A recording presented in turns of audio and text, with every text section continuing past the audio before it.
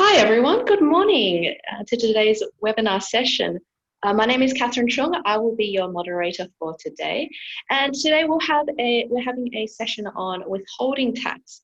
So for those, I think some of you may have already met me before, or seen me before. I am a manager at Grant Thornton, Singapore, specializing with helping our clients with their Singapore corporate tax needs. And I've had a lot of experience working in Australian corporate tax as well. So today's session is really just a refresher on withholding tax. So what we're going to go through is a little bit about what withholding tax is, when you might need to consider withholding tax obligations, and some of the common pitfalls that we have experienced with our clients, as well as some things that IRS has picked up. I think with withholding tax, it's quite easy to get wrong, and you don't want to be left with a really big withholding tax liability years down the track. So today's session will be presented by Eng Min Lor. So Eng Min is our resident corporate tax guru here at Grant Thornton. She has had over 20 years of experience in Singapore corporate tax. In a previous life, she was a university tax lecturer before she made the switch into professional services. And just before we start the presentation, just a couple of housekeeping.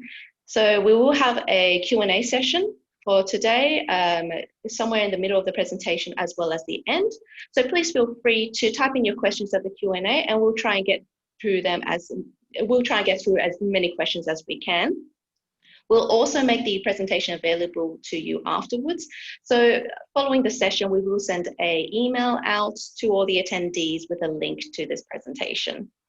So I think before we get started, I think we wanted to do a quick poll just to see how everyone's sort of feeling about withholding tax, what you sort of know already about withholding tax. So I'll give everyone a couple of seconds just to go through some of these questions.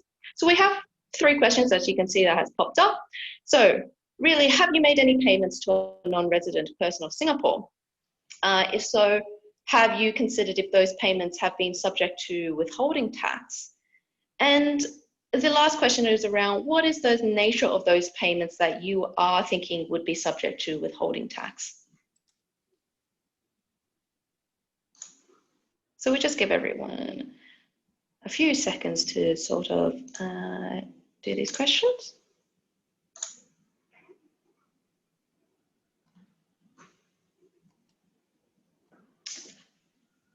Okay, I think, given it's only 3 questions, I think we can probably show the poll results now. We'll just get those poll results. Great. Okay, so a lot of you have been making payments to non-residents that we can see. So this is a session that is perfect for you, just for you to see if you have any withholding tax liability. So I think what I'll do now is actually pass it on to Eng Min, who will share a little bit more about the poll results and also to start the presentation. So Eng Min, over to you. Thank you, Kat. Good morning, everybody. Welcome to this session. Now, okay, let me see. 87% of you would have made payments to non-resident person of Singapore. And well, the same 87% has considered whether there's any withholding tax obligation. So probably all of you are in the know. You know that, there's Singapore withholding tax obligation on some of these. And let me see. Okay, so they're mainly interest, royalty, management service fee. Okay, there's 16% who actually comply with the withholding tax on sales commission. Right, okay. So what I will do now is I will proceed to go through these sessions on withholding tax, and then we see whether you need any further clarifications on on complying with the Singapore withholding tax obligations. Now you can see on the screen that I have the agenda. I'll first look at the withholding tax mechanism. And because not everything is subject to withholding tax, so we need to know what are the kind of payments that you're making, whether it's a sales commission, would it be subject to a withholding tax? And then we look at the interplay between treaties and the domestic withholding tax rates. And once you have determined that, how do you actually do the filing and how do you do the payment? And if you are late, what happened?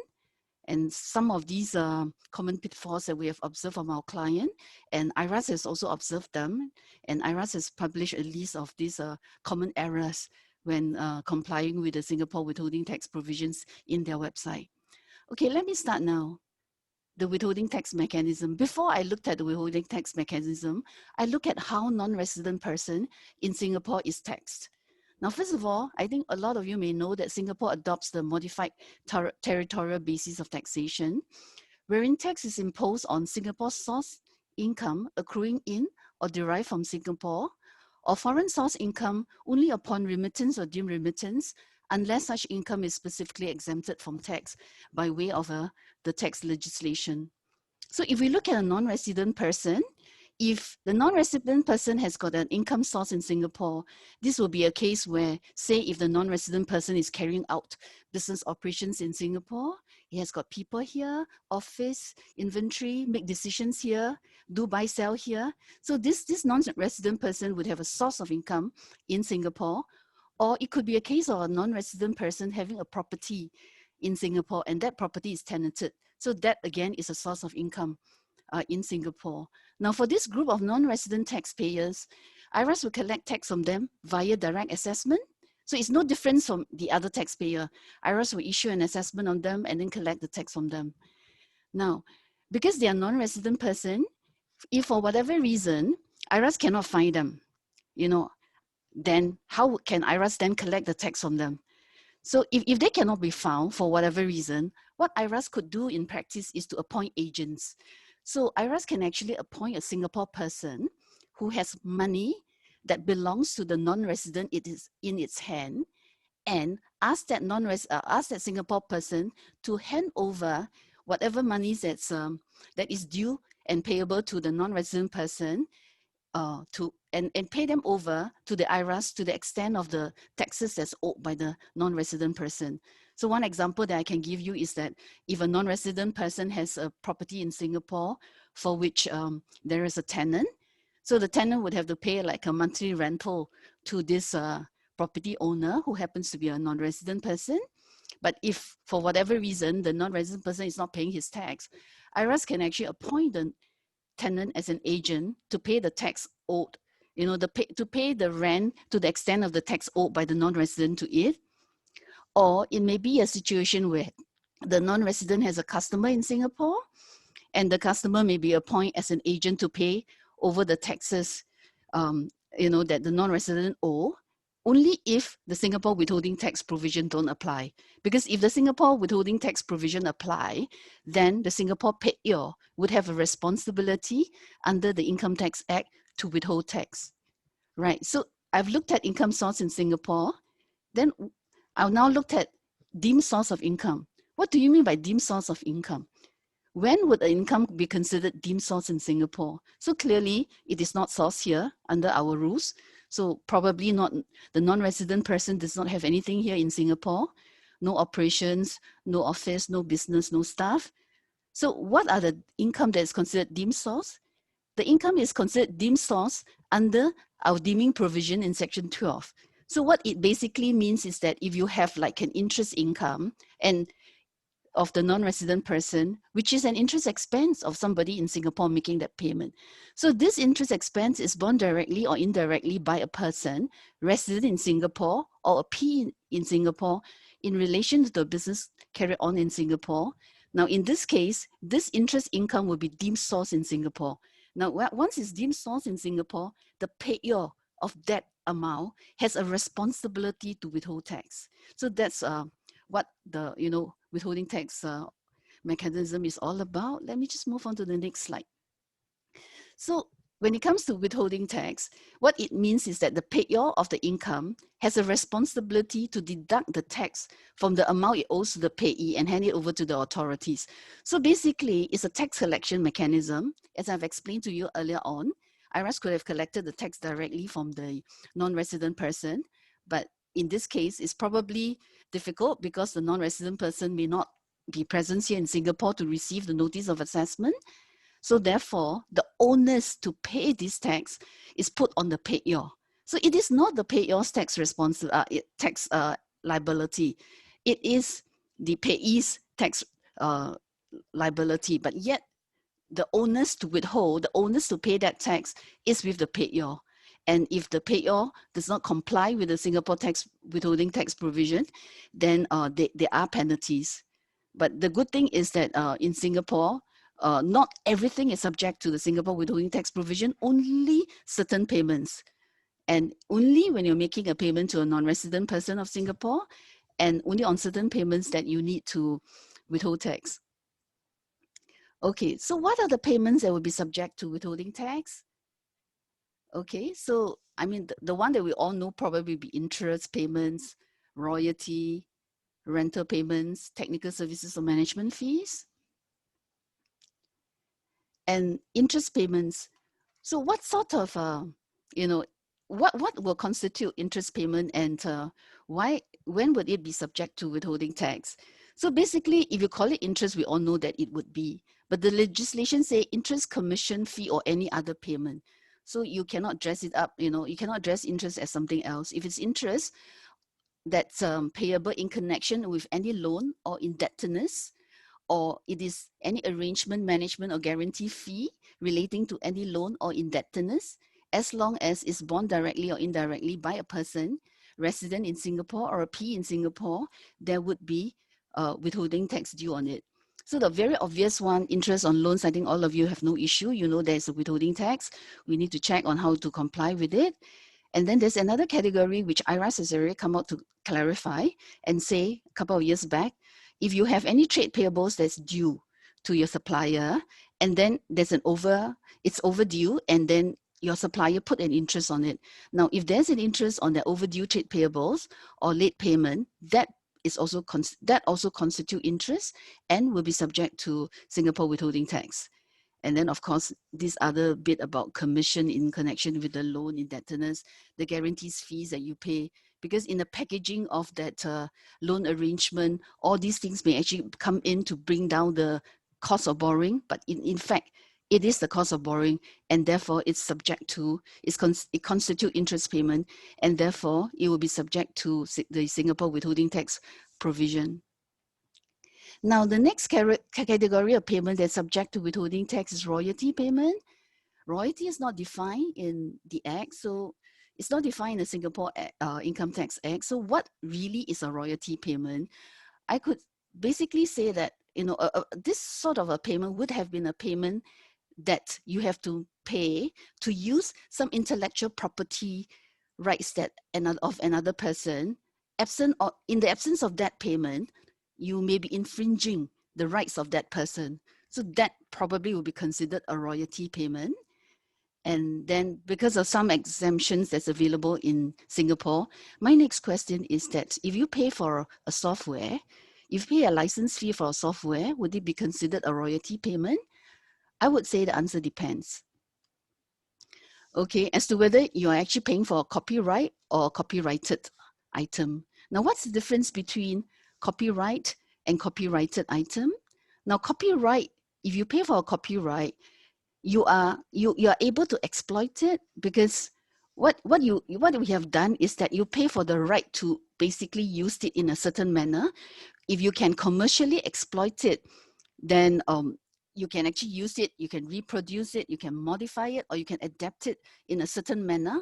That would be considered a copyright, and that would be subject to, that would be considered royalty, copyright, and then it would be considered a royalty payment, and you'd be subject to Singapore withholding tax. But on the other hand, if you're paying for a copyrighted item, you're just paying for the right to use it. You can't do anything more than use it as is. So you pay for a book, you just read it. You can't go and reprint the book and sell. So, or you pay for the software, you just used it. You cannot make multiple copies for sale. So in that case, it's a copyrighted item. And a payment for a copyrighted item is not considered a payment for royalty. And therefore, the Singapore withholding tax provision would not apply on this. Okay, let me illustrate here. So if you buy software off the shelf, this is not a royalty payment because you are just using the software as is without, you don't have the ability to modify or amend any of these codes that's inside, that's within the software. Or if you pay for the right to make duplicates the other end of it, then you are just buying something and then you reproduced it. You may modify, adapt it, or reproduce it, and then you sell. So in that case, you'll be considered a royalty payment. And then right smack in the middle, I have this category where it's tantamount to like selling an asset. So if you buy, if you buy the software and has full legal and economic ownership, you have everything.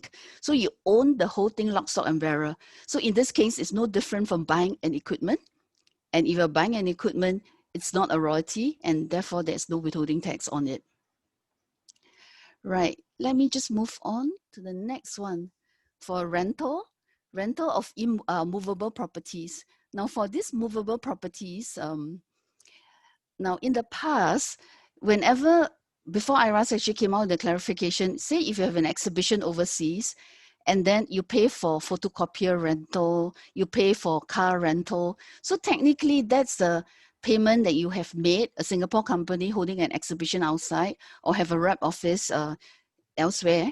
You're actually making a payment to a non-resident person of Singapore, and it's a payment for the use of movable property that would be subject to the Singapore withholding tax provision.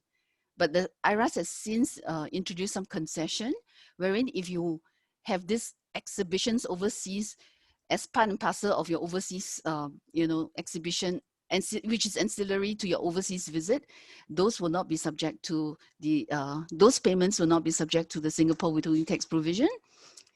And when it comes to rental payments, we just can't run away from that operating lease and finance lease treatment.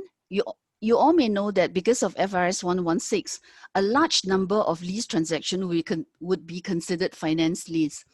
However, for tax purposes, whether you be considered a finance lease or operating lease, we look at the legal characterization of the payments. We disregard the accounting entries. We will have to basically disregard it. So if it's a debris or an interest as charged into your P&L, but if this is an operating lease, you add back the depreciation and the interest, and then you will claim the lease payment expense, as per your as per your lease agreement. So for withholding tax purposes, we also need to look at it and see whether this is considered an operating lease or a finance lease under the tax rules. If it's considered an operating lease under the tax rules, whether it's a finance lease not treated as a sale or as an operating lease, the entire amount is like a rental payment. The entire amount of your lease payment is like a rental payment, and this would be subject to withholding tax if it's applicable, if you're making a payment to a non-resident person and so on. Now, if it is treated as a finance lease, then it's no different from like a hire purchase, like a financing arrangement, where you break the principal, the repayment into two parts, the P and the I, the principal and the interest. So the principal repayment is fine, but the I portion, which is the interest, that's the part that you have to withhold tax on. Right, so that's for movable property. I'll just move on to the next one, which is technical services. Now, when it comes to technical services, IRAS has got a view on this, and in practice, it really depends on how you actually read it. So if you read the first arm of this section and the second arm, then you think that it's like a know-how and a show-how. First, you need to pay for the right to use. Then, if you also pay for for how to use it, with the application or use of such knowledge, then it will be considered technical services. However, in practice, IRAS actually adopted a much broader interpretation of this section. So IRAS do not link, the show-how to the know-how. So if there's any technical assistance service that's been rendered by the non-resident person, then that would be subject to the withholding tax, Singapore withholding tax provision, notwithstanding that you are not paying for the right to use it in the first instance. And there is an exemption here under our domestic rules. If the services are performed outside Singapore, there is no withholding tax. Okay, next one, we'll move on to management services. Again, here we're talking about payment for management or assistance in the management of any trade, business, or profession. It can be controversial as what this actually means, but in practice, most of the overseas head office charges would be considered, a management fee. And if these services are rendered outside of Singapore, again, it'll be exempt from Singapore withholding tax. But if it's in Singapore, we have to look further to see whether there's any protection under the treaty, under the double taxation agreement that Singapore has with a number of countries. Okay, let me see. Right. I'll pause here for a while for Kat to. Hi. Yes. Yep. Yes. Thanks, Eng Min. So we're just going to take a little pause here before we move on to the rest of the presentation, just so that I can ask Eng Min some questions about some of the things that we talked about.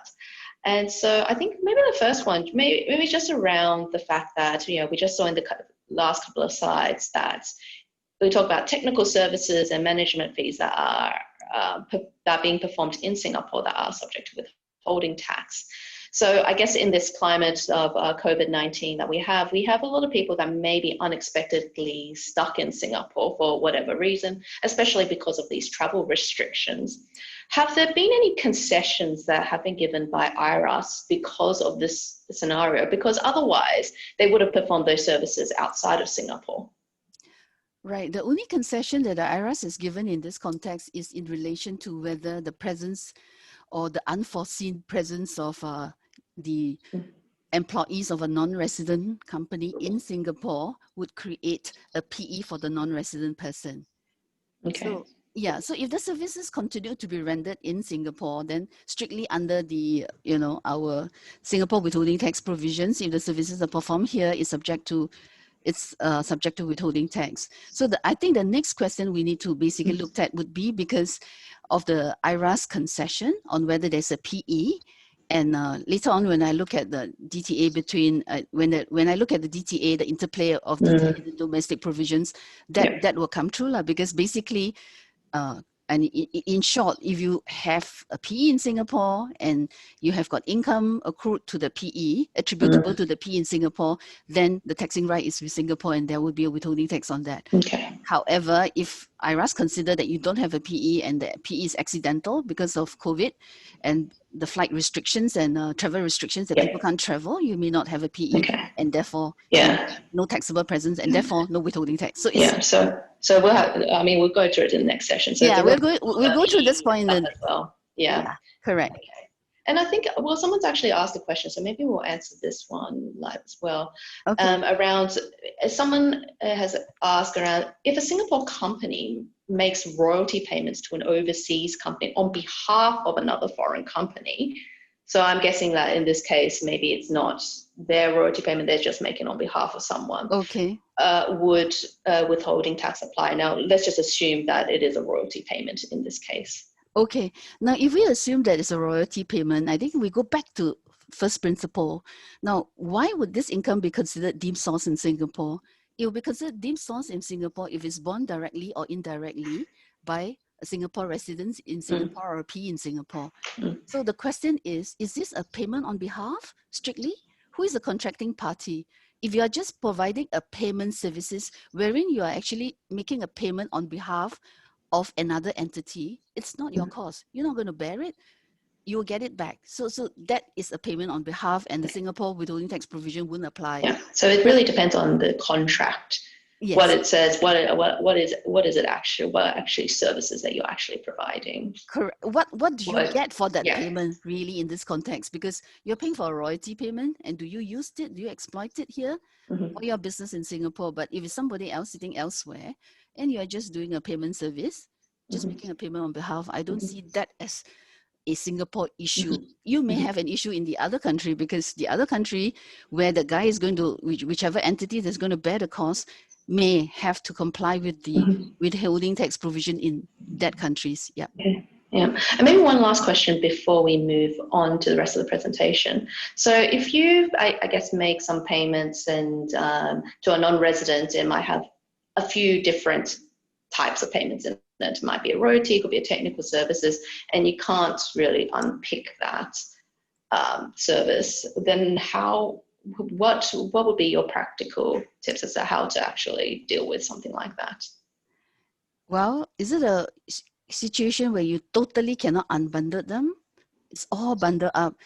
Because typically we would tell, the advice to the client would be that because of the different tax treatment between, say, services performed in Singapore and services performed outside Singapore, contractually we would ask them to put in a contract that this payment is for services performed in Singapore and the other one is for services performed outside Singapore. So I would say that if you really cannot unbundle it, you put yourself in a very bad position with the IRAS, because basically one item has tainted the whole bundle. So, can you consider doing other things like I don't know, using timesheets or travel time, like time that you spend to sort of apportion that? Would that be acceptable by IRAS? Well, then it's you need to be able to evidence that, as in like because if you're looking at between a customer and a supplier sort of a relationship, because it's a Singapore customer making that payment to your supplier, then I think it's best coming from your supplier, the breakdown, or it's best for you to state it in the agreement. In the event that you fail or you forgot or whatever, you missed stating in the agreement, I guess you can still have some letter of exchange to kind of straighten it out. Because I'm sure there is some mathematical way of you to calculate what's in here, what's outside, what's for royalty, and what's for services. But I guess you make a good point at the beginning that when you talk about the supplier, it is the liability of the payee. It's not actually. It's just that the onus of it is on the payer, but at the end of the day, the tax liability is actually the payee's. That is right. So it also depends on who bears the withholding tax. Yeah. Okay. So if the payer is the one who bears the withholding tax, then maybe the payee will just ignore the payer and let the payer solve the problem. So that is something that you also have to look into when you have this sort of an agreement as to who is to bear the withholding tax. And if you are to bear it, then all the more you have, you have to make it right. But if you don't, then technically you could just deduct and then leave it to the supplier to go and deal with IRAS on, which part of it should be subject to tax in Singapore and which part of it which should not be, and try and file a return and claim back the tax over withheld. Okay, all right. Well, I think maybe we'll move on to the rest of the presentation now, and then I'll pop back at the end to do a bit more Q&A. So, Eng Min, I'll leave it back to you then. Right, thanks, Kat. Okay, we're now back to DTA and domestic withholding tax rate. Let me see what I have. Okay, now the first thing you need to do is to basically identify which DTA is relevant. So, which country are we actually working with? Where is your supplier from? Can your supplier give you a COR? The equivalent of our COR, they may call it different things elsewhere. The equivalent of a certificate of a resident to substantiate their claim that they are tax resident of the other country. Like what we have just said earlier on, really it's a responsibility of you, the payer, to withhold tax, but it is really the tax of the payee. So depending on what is your contractual arrangement, I mean, if the supplier is not clear or you're not sure whether the treaty apply or not, and if they are not supportive or whatever, you could just do the domestic rate. You could just withhold based on the domestic rate if you're not sure whether the supplier is from a particular countries that would be able to avail for the supplier to avail itself to the reduced rate under the treaty. Now, the treaty certainly would give you a better rate in most cases. So the start point is we look at what's the domestic withholding tax rate. Like for example, for interest, domestic withholding tax rate is 15%. Then we look at the treaty to see whether it will be reduced. Some treaties reduce it all the way to 0. Not many, there are some. Some would reduce it to 5, 8, 10, whatever. So depending on where the guy is, the person who is providing the funds is. So we need to identify, and then we need to see whether the treaty apply. And if the treaty apply, and because you are doing a self-assessment now, because you take the position and file the form with the IRA, so what sort of comfort do you need to have to before you allow, before you actually use that reduced withholding tax rate under the treaty? So one of which is basically to get them to give you the certificate of residence before you do that, and a confirmation that there's another part that they have got no PE here, which it's my next point. Right.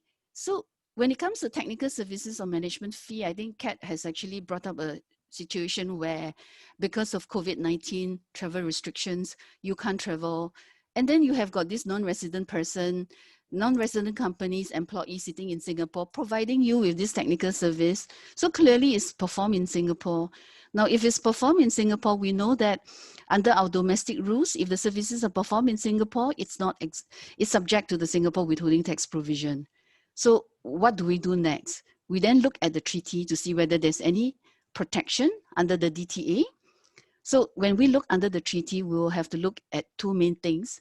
We have to look for the definition of the business profit, because some treaties actually exclude certain kind of services like, remuneration derived from management, control, or supervision or trade or business from the definition of business profit. I'm just reading off the Singapore-Taiwan article, DTA just now. So some treaty actually exclude certain sort of profit from the business profit article. So if it's excluded, then you can't get the protection, because usually we'll say that we'll ask, do you have a PE in Singapore?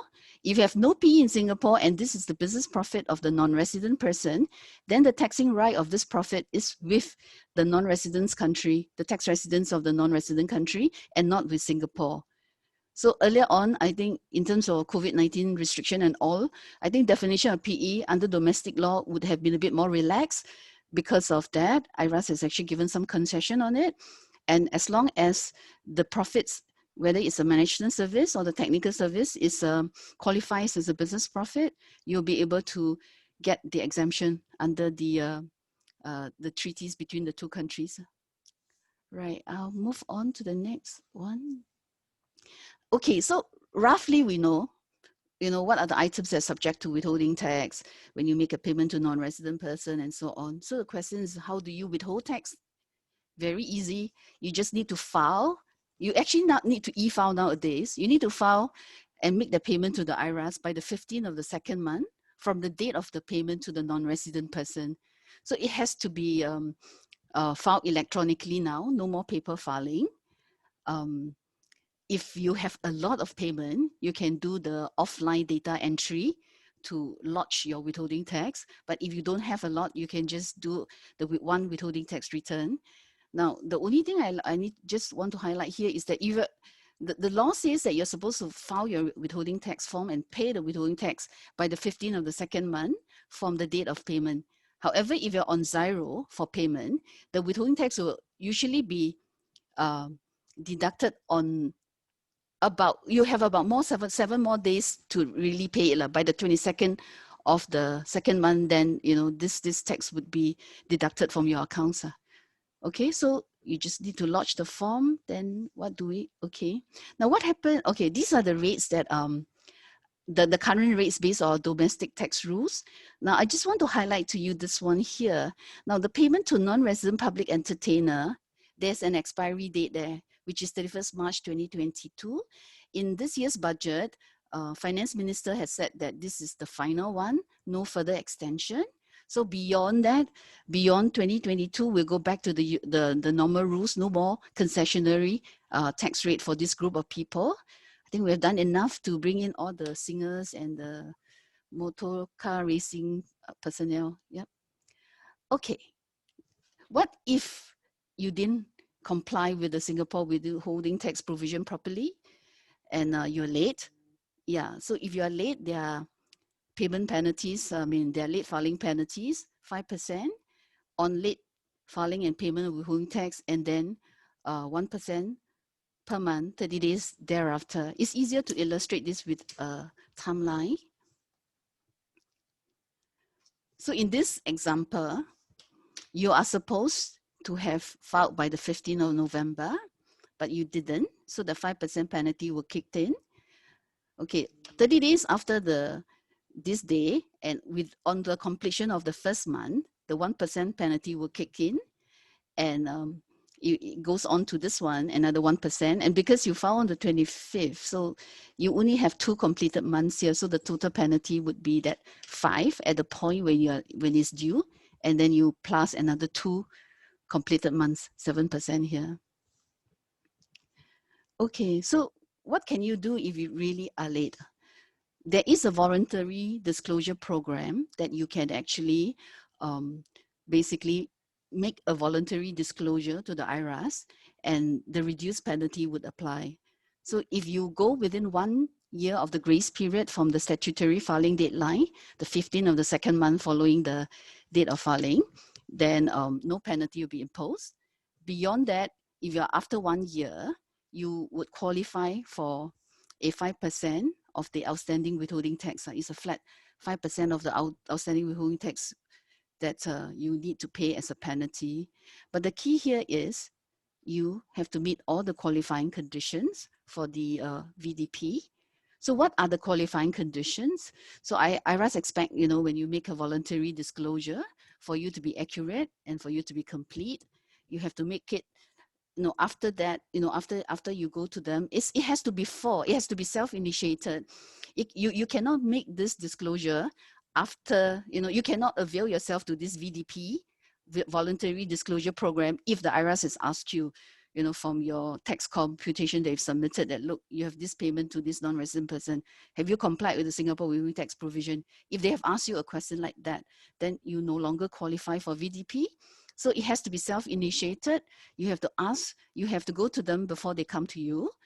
And once you have put yourself on the VDP program, you must be cooperative. Whatever information they ask, you have to provide. And also whatever tax that they have calculated, you have to pay. So you have to pay on a timely basis. Then they would consider that you have met all the conditions and grant you the reduced penalty under the VDP program. Right. Yeah, I'm going on to the common pitfalls, which are some of the common issues that we have with withholding tax. Now, before I continue, Kat, are there any questions that we need to answer before I go through this? We can probably answer them at the end. So we can go through this first and then we'll do a Q&A. Okay, can. Right.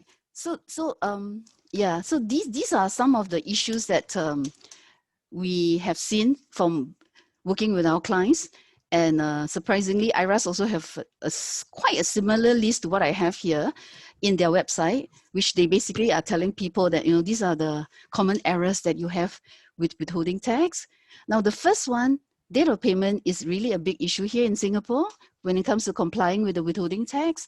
Because in the mind of a lot of people, if I have not paid them, if I'm not make any payment, any physical payment, then why should I comply with the Singapore withholding tax obligation? So probably in their mind, they think that in the absence of a physical payment, the tax, obligation has not been triggered. But that's not the case, because in the context of Singapore withholding tax, the date of payment is the earliest of like 3 points. Number one, date of the actual payment. Number two, when the payment is actually due and payable based on the agreement or contract. So if you have an agreement or contract that says that you have to pay me by the end of the year, especially a lot of those interco, you said you pay by the end of the year or the end of the quarter. And I got a situation where interco loans and is payable by the end of every month, and they have to file, withholding tax return every month. And I suggested to them, because it's an interco transaction, why don't you say that the payment is due only at the end of the year, and then you just file one withholding tax return instead of 12. So anyway, so you have to look at the agreement, see what the agreement says about when the interest is due and payable.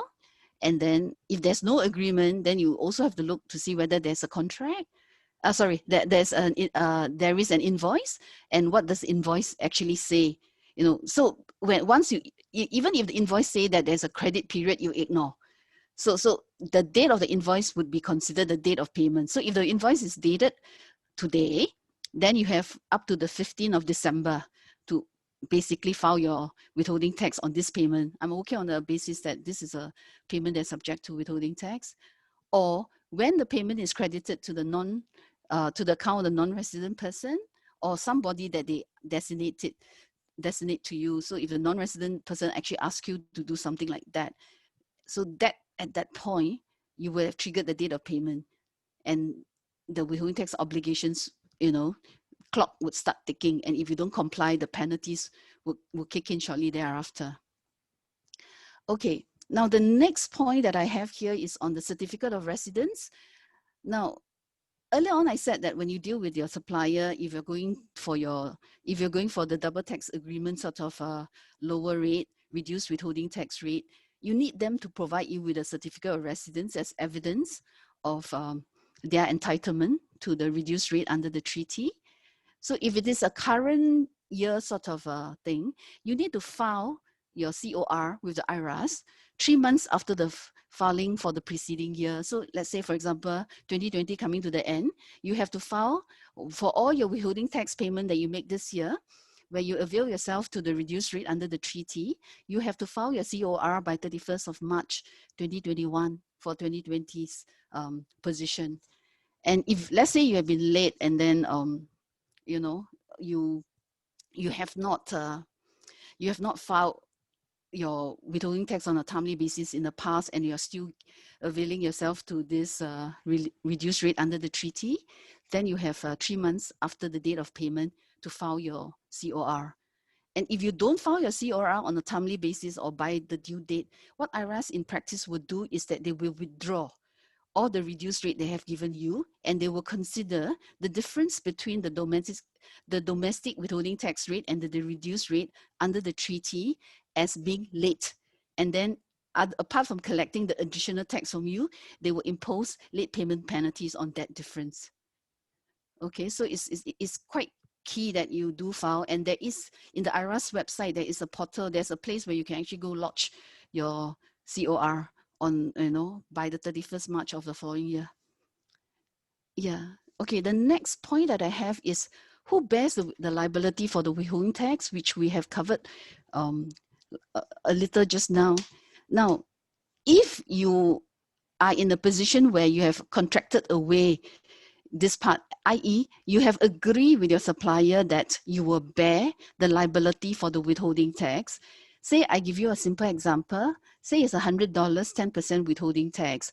Then you don't just account $10 to the IRAS. If you are bearing the withholding tax, you have to do what we call almost like a tax on tax. So it basically means that your recipient should be receiving the 100 and you would have to regross it, and what it means is that you will have to take your 100 divided by 0.9 times 10%, and you have to account for $11 to the IRAS. So that is a mistake that a number of people make also. If you're bearing the withholding tax, the calculation is different. You don't just take a straight cut of, withholding tax rate on the withholding tax. And yeah.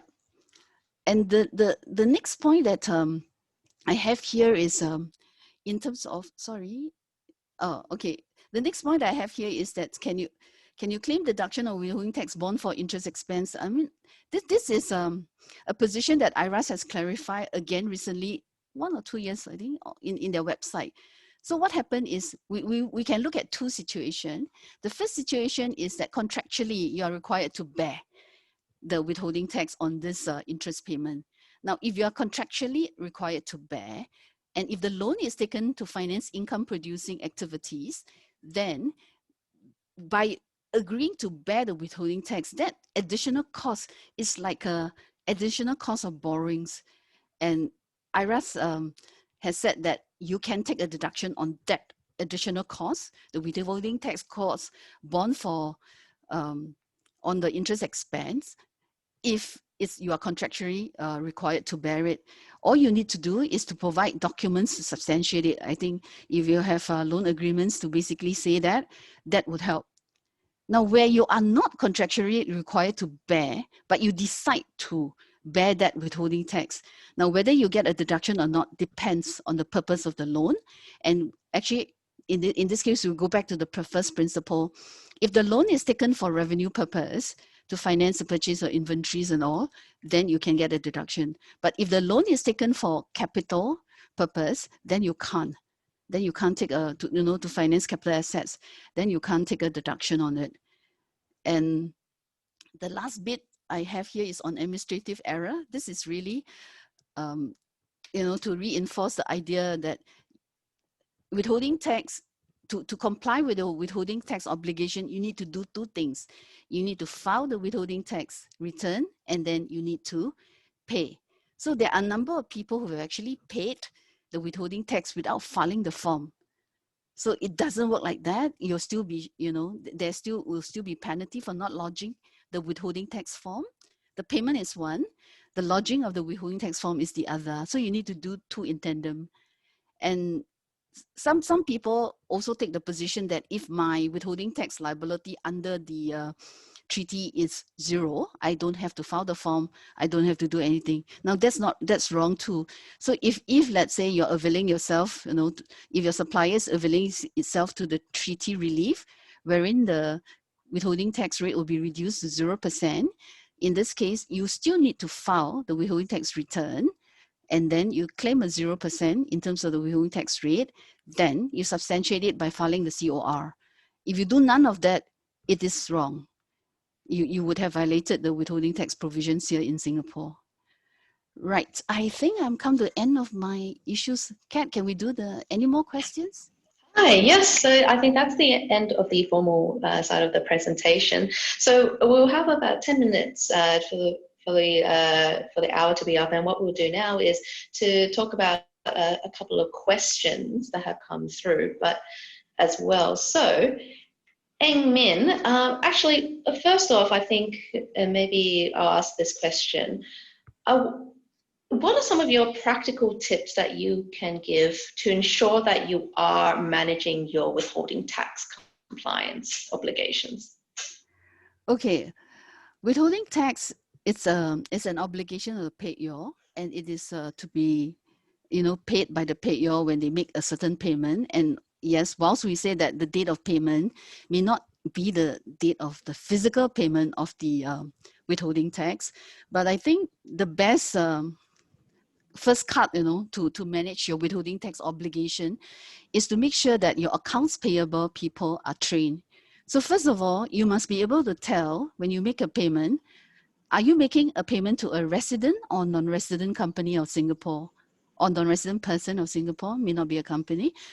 Okay, so the first question is, are you making a payment to a resident, non-resident? If you're making a payment to a resident, that's easy because we know that we don't have a domestic withholding tax provision, so that's okay. Now, if you're making a payment to a non-resident person of Singapore, then the next question we ask is, what's the nature of payments? Are you making interest payment, royalty payments, or are you making, sales commission? And then, sorry, before I go on, what if you don't know the tax residency of your supplier for whatever reasons they haven't given you that information? Because I think what it talks about is, if that person is not known to be a resident of Singapore. So what if you just don't know? You can't make a decision as to whether it's a Singapore resident or a non-resident. Well, if you can't make a decision as to whether that person is a resident or non-resident, then you can actually just you can ask, and let's say assuming you have tried, your purchasing person, your purchasing office has asked many times and you get no response. You don't know whether it's a tax resident of another country or not, and you really have got no idea. And assuming you're quite 100% sure there's a withholding tax on it, then what you do is you just apply the domestic withholding tax rate, because you have fulfilled your onus, your responsibility as a payor. So the Act says that you as a payor has a responsibility to withhold tax, and you have. And, you don't have to accord the best rate to the non-resident person, because to a large extent, withholding tax is also a self-assessment. You decide whether the fellow qualifies. But if you're wrong, IRAS will come back to you. So that's the tricky part. But I think it gets more tricky because earlier on I talk about who bears the withholding tax. Now, what happens if you, the payor, is going to bear the withholding tax? So you would like the best position for your firm, for your company, because if you use the domestic rate, it's likely to be higher than the treaty rate. So then the question is, how far can you how much time you can actually invest in, getting this right? So if you can get it right, then it will save you a lot of money. So it's just a question of, reaching out to the supplier to get them to confirm and to get their confirmation. Yeah. Then okay. you can apply the correct rates. Yeah. Okay. And for the attendees, if you do have questions, please feel free to put them into the Q&A box. As I said, we'll try and get through them as much as we can. So maybe I'll ask this question. So I think when we touched on today's session, we only touched on certain payments. I mean, there are other payments that can be subject to withholding tax as well. We talked about payments to non-resident entertainers. But I think someone's asked the question around if you pay salaries to an overseas employee and these services are performed outside of Singapore, then is this subject to withholding tax? Salary is not covered under the Singapore withholding tax provision. So if you are paying a salary to an overseas employee, it's not covered. I think the only thing you need to watch for salary would be the IR21 tax clearance on cessation of employment by the person. Yeah. So really, and also, can I just add one more point? If your employee is working overseas chances are the employee, I don't know whether it's a sort of short-term arrangement or what, but chances are the source of the employment income of the employee is not Singapore, but rather overseas. But it depends. If it is sourced outside Singapore, then really there's not much of an issue here for the employee. But if it's sourced here, notwithstanding that they are actually performing that service outside Singapore, then I'm not talking about withholding tax, but I'm more talking about so there's other issues that you might need you have to think about in terms, especially in the other jurisdiction. Singapore, in terms of the filing obligations of you as an employer, if you're an employee sitting overseas, and the filing obligations of the employee who is overseas working for a Singapore company. Okay, well, another question that we had was around interest being paid on a factoring loan. So we talked about loans to interest on loans and indebtedness. So interest paid on factoring loans, does that attract withholding tax? Well, we need to look at the factoring arrangement to see what is it, is it in connection with like an extension of a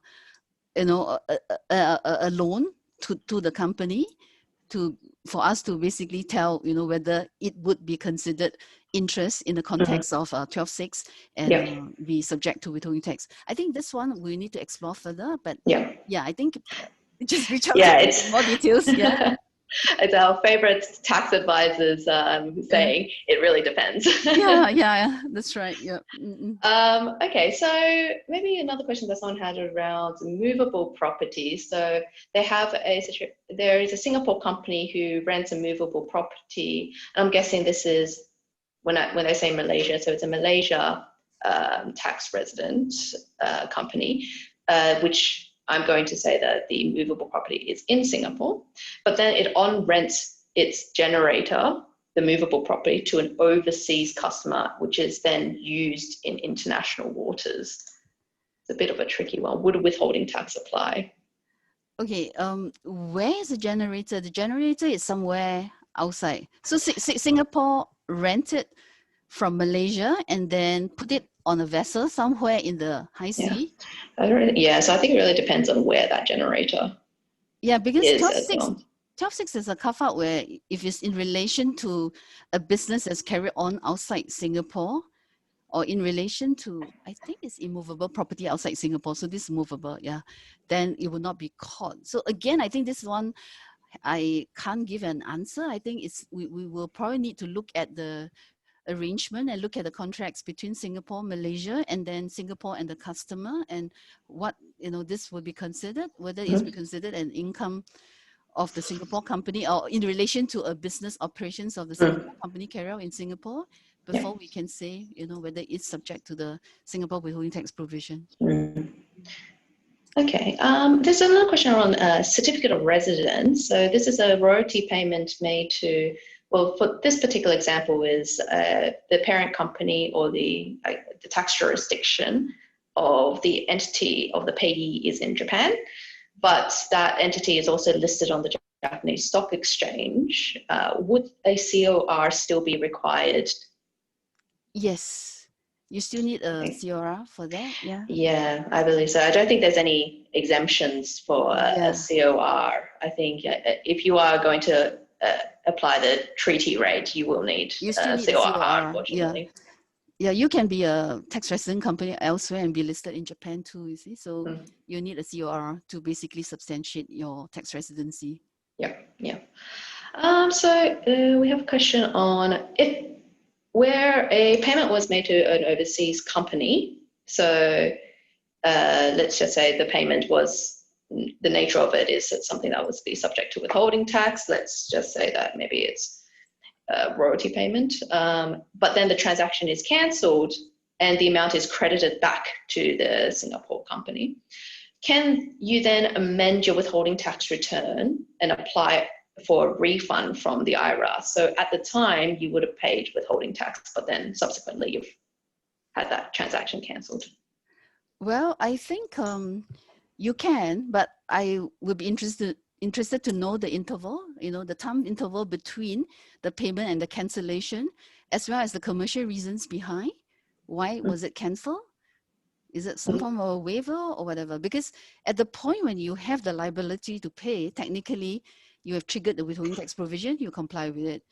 And if that liability get extinguished later on, then it's a question of you having to basically substantiate to the IRS to show them that it has happened, and withholding tax shouldn't have been accounted for in the first instance. Yeah. I think this one, I would say that, yeah, there is a case. Potentially you can go to the IRS and talk to them about it. You can write to the IRS about it. Yeah, I believe so. Okay, and I think maybe this is a question around no physical payment. I think we did talk about the date of payment, so maybe it's something that we'll come to now again. Yeah. So if you don't make any physical payments, for example, you have intercompany transactions, they get, I'm guessing, you don't make any physical payments, it's just an accounting entry, basically. Would that still attract withholding tax? Let's assume that this was maybe an interest payment because, there's only certain payments that would subject to withholding tax. Then we go back to the contract, whether you have an interco agreement and what does it say. And if the interco agreement says that tax has to, rather interest has to be paid on a quarterly basis, yearly basis, whatever, then that would be the date of payment. And or if let's say there's no agreement at all, you look at whether, the other parties, your related parties would have issued you a debit note to collect the interest, although they did never physically collect it. But if they do issue you a debit note, that is tantamount, almost equivalent to like a invoice that they have issued. Or did they also ask you to use that money that is owing to them to do something for them? So to redirect, the use of that interest that is due to them in certain directions, that will be considered a usage as well. Okay, I'm conscious now that it is 11 o'clock, so we have come to the end of our presentation. There are a couple of questions in here that unfortunately we haven't got a chance to get to. But for those who still have some questions on the withholding tax in our presentation, we have, as you can see from the slide, we have put our contact details. So please feel free to either give us a call or email us. Or if you want to look me up on LinkedIn as well, I have a LinkedIn profile, and we'll try and address some of your questions. So I guess, Eng Min, do you have any final sort of points you want to raise about withholding tax and before we close it up? I think just remember the onus is on you, the payer, and how you're going to sort of like comply with it. And it's a transaction tax. It's different from, I just complete what I said just now. So it's a transaction tax. It's different from, your income tax, where at the end of the day, at the end of the year, you do your returns and you file. This is on a transaction basis. So the easiest way to catch it and do it right is to actually look at your AP process to make sure that the person doing the AP understand the whole process and know how to ask questions. You must be able to recognize it's ongoing. It's ongoing. Whilst at the AP point, I agree, maybe a bit late if, the date of payment has already been triggered, but at least you can identify what are the transactions that would likely be subject to withholding tax. Okay. Well, thank you so much for your insights. I think this presentation was very interesting and informative, and I hope everyone that attended today, you also found it to be the same. As I mentioned at the beginning, this presentation will be made available to you afterwards. We will send you a link to the presentation following this session. We do have another session coming up. We have our year-end planning session on the 19th of November, which will be presented by Adrian Sham, a tax director in our team. So we hope to see you then, and we look forward. And if you have any feedbacks or comments, please feel free to email us about it. Thank you so much for your attendance, and hope to see you at the next session. Thank you.